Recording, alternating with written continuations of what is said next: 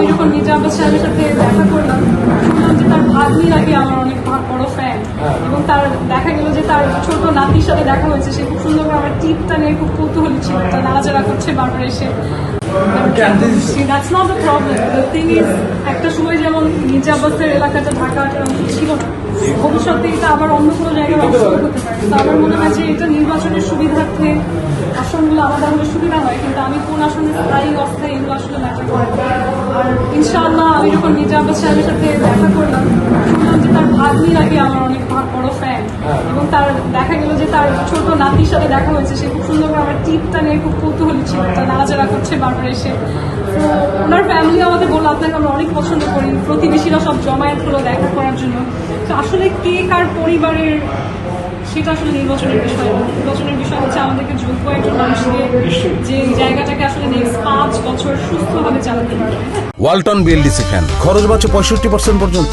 Walton BLDC fan ছড়ায় স্বস্তির সবুজ হাওয়া। এবং আমি মির্জা আব্বাস সাহেবকেও মজা করে বলেছি যে আপনি এখন আমাকে শিখান, আপনি রিটায়ার হয়ে যান, কারণ আপনার আসলে এখন রেস্ট নেওয়ার প্রয়োজন। আপনি অনেক কাজ করেছেন এলাকার জন্য, সবকিছু করে দিয়েছেন।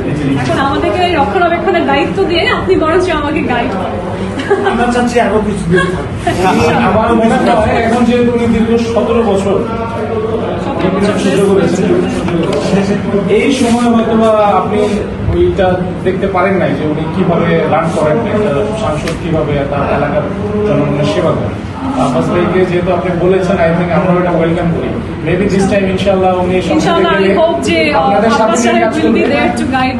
ইনশাআল্লাহ ডেফিনেটলি আব্বাস ভাই আল্লাহ যদি আমাকে কখনো সুযোগ দেয়, আমি অবশ্যই চাবো যে মির্জা আব্বাস সাহেবের মতন যিনি অনেক বছরের অভিজ্ঞতা আছে, এমনকি আমার অ্যাডভাইজার হিসেবে থাকে। তবে আমার মনে হয় যে আসলে এখন মাঠে ওনার উচিত নিজের একজন উত্তরাধিকারী। আমরা জানি যে রাজনীতিতে আমরা আনফর্চুনেটলি অনেক পরিবারতন্ত্র দিচ্ছি, কিন্তু আসলে রাজনীতির পরিবারটা হওয়া উচিত যে মেন্টর এবং mentee instead of blood line. তো সেই জায়গায় আমি অনেক আগ্রহী যে আব্বাস সাহেব আমার অ্যাডভাইজার আমাকে পরিচালিত করুন, আমাকে দায়িত্ব দিন, উনি আর কষ্ট না করুন। উনি ওনার ব্রেইনটা যা শিখেছেন, অভিজ্ঞতা আছেন, সেটা আমাদেরকে দিন, আমরা সেটা দিয়ে ইনশাল্লাহ আরো ভালোভাবে পরিচালনা করবো এবং he is a very very nice person. Honestly আমার যেটা ধারণা ছিল, উনি আমার ধারণা থেকে আরো অনেক বেশি আমাদের সত্যি। কারণ আমরা তো আসলে সামনাসামনি ওই হসপিটালিটির যে ব্যাপারটা থাকে, ওটা কেউ আসলে সামনাসামনি না দেখলে দূর থেকে বোঝে না।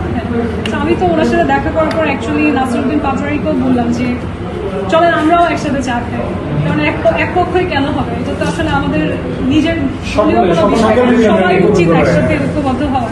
এখন যে কোনো কারণেই হোক, পাটোয়ারি সাহেব নাকি মির্জা আব্বাসের সাথে একসাথে যাচ্ছেন না, তো I can be the middle point যে আমি ওনার সাথেও দেখা করছি। The peace maker, I love the word peace maker, I can be the peace maker. আমি অলরেডি আব্বাস সাহেবের সাথে বসেছি, এখন যদি আমি আবার পাটোয়ারি সাহেবের সাথেও বসি, হয়তো আমি তাদের দুইজনকে একসাথে নিয়েও ভবিষ্যতে দেশের জন্য আলোচনা করতে পারবো।